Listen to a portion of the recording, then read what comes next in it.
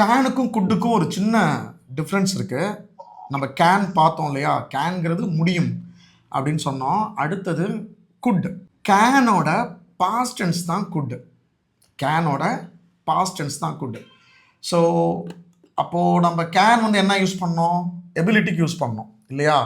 அப்போ குட்டை கண்டிப்பாக நம்ம எங்கே யூஸ் பண்ணலாம் அப்படின்னா பாஸ்ட் எபிலிட்டிக்கு யூஸ் பண்ணலாம். இப்போ நான் ஒரு சென்டென்ஸ் சொல்கிறேன் பாருங்களேன். நான் 5 வயசு இருக்கும் பொழுது என்னால் ஸ்விம் பண்ண முடிஞ்சது. எனக்கு 5 வயசு இருக்கும் போது என்னால் ஸ்விம் பண்ண முடிஞ்சது. I could swim when I was 5. எனக்கு 5 வயசு இருந்தபோது என்னால் ஸ்விம் பண்ண முடிஞ்சது. நான் காலேஜ் படிக்கும் போது என்னால் வேகமாக ஓட முடிந்தது. இதையாவது ட்ரை பண்ணுறீங்களா? நான் காலேஜ் படிக்கும் போது என்னால் வேகமாக ஓட முடிந்தது. Past ability. இல்லை நானே சொல்லவா? I could run when I was student. When I was a college student. Super ma'am, correct ma'am.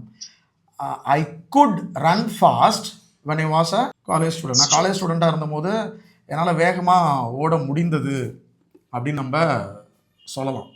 Super.